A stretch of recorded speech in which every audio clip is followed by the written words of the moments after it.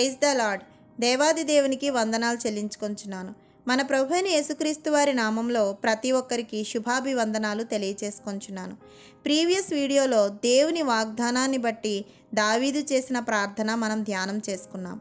మానవుని జీవితంలో అపవాది దాని స్థానాన్ని దక్కించుకోవడానికి, మనిషిని దేవుని వద్ద నుండి దూరం చేయడానికి ఎన్నో ఎత్తులు వేస్తూనే ఉంటాడు. దావీదు జీవితంలో కూడా అదే జరిగింది. 2వ సమూయేలు గ్రంథము 11వ అధ్యాయము 1వ వచనంలో, వసంతకాలమున రాజులు యుద్ధమునకు బయలుదేరు సమయమున దావీదు యోవాబును అతని వారిని ఇశ్రాయేలు వారందరినీ పంపగా అని, చివరి మాటల్లో అయితే దావీదు యెరూషలేమునందు నిలిచెను అని వ్రాయబడి ఉన్నది. నిజానికి దావీదు వెళ్ళవలసిన సమయంలో యుద్ధానికి వెళ్ళకపోవడం వల్ల భయంకరమైన పరీక్షలో, ఘోర పాపంలో పడ్డాడు.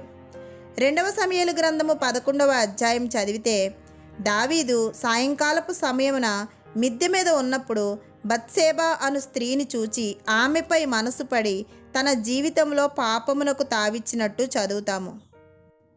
ఇక్కడ ముందుగా మనం ఒక విషయాన్ని గ్రహించాలి.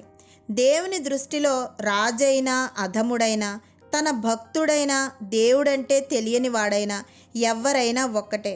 దేవుని దగ్గర అంతకు ముందు ప్రవర్తన బాగున్నప్పటికీ ఏ పాపాన్ని దేవుడు క్షమించడు. బైబిల్ ఎవ్వరిని మహానుభావుల కింద, యుగ పురుషుల కింద చూపించడానికి ప్రయత్నం చేయదు. ఉన్నది ఉన్నట్టుగా చెప్పేదే పరిశుద్ధ గ్రంథం. బైబిలు దేవుని ప్రజల పాపాలను, పతనాలను ఎన్నటికీ దాచిపెట్టదు. ఇది సత్య గ్రంథం, ఇది సత్యవాక్కు. దావీదు తన జీవితంలో మొదటిసారిగా దేవుని ధర్మశాస్త్రంలో 3 ఆజ్ఞలను మీరాడు. వాటికి తగ్గ శిక్ష అనుభవించాడు. మొదటిది వ్యభిచరింపకూడదు, రెండవది నీ పొరుగువాని భార్యను ఆశింపకూడదు, మూడవది నరహత్య చేయకూడదు. దావీదుని తన కన్ను పాపం చేసేలాగా నడిపించింది. దావీదు బత్షెబాతో పాపం చేయడమే కాక తన భర్త అయిన ఊరియాను కూడా హత్య చేయిస్తాడు. పురాతన కాలంలో రాజులకు అనేక మంది భార్యలు ఉండటం సర్వసాధారణం. కానీ క్రొత్త నిబంధన కాలంలో ఇది పాపమని యేసుక్రీస్తు వారు తెలిపారు. 1 కొరింథీయులకు రాసిన పత్రిక 6వ అధ్యాయము 9వ వచనంలో, మోసపోకుడి, జారులైనను, విగ్రహారాధకులైనను, వ్యభిచారులైనను దేవుని రాజ్యమునకు వారసులు కానేరరు అని వ్రాయబడి ఉన్నది. అయితే దేవుడు నాతాను ప్రవక్త ద్వారా దావీదు యొక్క పాపాన్ని బయలుపరిచాడు. దేవుని శాపము దావీదు మీదకు వచ్చింది. దీనికి పర్యవసానం దావీదు తర్వాత కాలంలో తన బిడ్డల వల్ల మనశ్శాంతి కరువవుతుంది. దావీదు కుమారుల్లో 3 కుమారులు భయంకరంగా చనిపోయారు. దావీదుకి తన సొంత ఇంట్లో నుండే అపాయం బయలుదేరింది. తాను మహారాజైన తన జీవితం అంతా కొండల్లోనూ గుహల్లోనూ గడిపాడు. పరిశుద్ధ గ్రంథంలో దావీదు చేసిన పాపాన్ని దేవుడు వ్రాయించడానికి గల కారణము, గొప్ప విశ్వాస వీరులు కూడా అతి హీనమైన స్థితికి దిగజారే అవకాశం ఉందని. దేవుని భక్తులు చేసిన చెడ్డ క్రియలను చూచి మనం వాటికి దూరంగా ఉండాలన్న ఉద్దేశంతో బైబిల్లో రాయబడ్డాయని మనం గ్రహించాలి. ఈ అధ్యాయంలో రాసి ఉన్న పాపాన్ని తర్వాత కాలంలో దావీదు ఆ దోషం తనదేనని సరైన విధంగా ఒప్పుకుంటాడు. ఆ సమయంలో దావీదు రాసిన కీర్తనే 51వ సంకీర్తన. నాతాను ప్రవక్త దేవుని మాటలు దావీదుతో చెప్పిన తర్వాత దావీదు ఇలా ప్రార్థిస్తాడు. 2వ సమూయేలు గ్రంథము 12వ అధ్యాయము 17వ వచనంలో, దావీదు ఉపవాసం ఉండి లోపలికి పోయి రాత్రి అంతయు నేల పడి ఉండి బిడ్డ కొరకు దేవుని బతిమాలగా అని వ్రాయబడి ఉన్నది.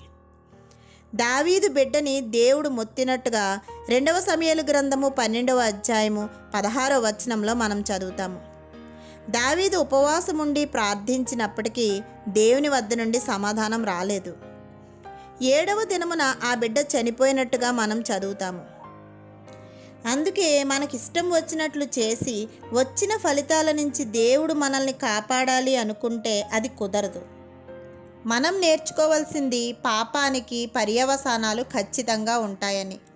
దావీదు జీవితంలో పర్యవసానాలు బత్షెబా బిడ్డ చనిపోవడం, దావీదుకి తన కుటుంబంలోనూ రాజ్యంలోనూ భయంకరమైన శ్రమ, అనేకమైన గందరగోళాలు సంభవించాయి. కానీ దావీదు పశ్చాత్తాపడ్డాడు, క్షమించబడ్డాడు. అయినా సరే తన పాపాల పర్యవసానాలు జీవించే ఉన్నాయి. అవి కొట్టివేయబడలేదు.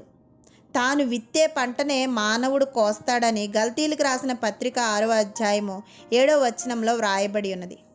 ఈ విషయము మనకొక హెచ్చరిక, నిరీక్షణ అనే 2 పాఠాలను నేర్పిస్తుంది. మొదటిది మనలో పాపంలో పడిపోని వారికి హెచ్చరిక. జాగ్రత్తగా ఉంటూ శోధనలోనికి తేక కీడు నుంచి తప్పించమని దీక్షతో ప్రార్థన చెయ్యాలి. రెండవది పాపంలో పడిపోయిన వారికి నిరీక్షణ పాఠము. పడమటికి తూర్పు ఎంత దూరమో ఆయన మన అతిక్రమాలను మనకంత దూరపరిచి ఉన్నాడని దేవుని సన్నిధిలో మన పాపాలను ఒప్పుకొని ప్రార్థన చెయ్యాలి. దేవునికి విరోధంగా మనం చేసే ఏ పనికైనా మన జీవితంలోనే దానికి తగ్గ పర్యవసానాలు అనుభవించక తప్పదు. దావీదు జీవితమే దీనికి ఉదాహరణ.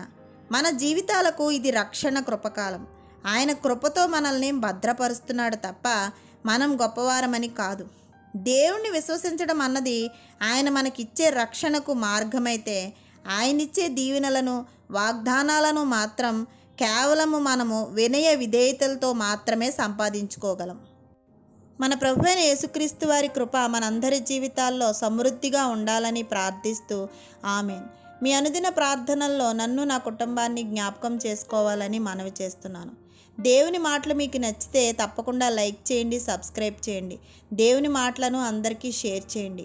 ఇంకా పరిశుద్ధ గ్రంథంలోని భక్తులు చేసిన ప్రార్థనలను, విజ్ఞాపనలను మనం ధ్యానం చేసుకోవడానికి కావలసిన కృపా నడిపింపుల కొరకు ప్రార్థన చేద్దాం. ఆమేన్.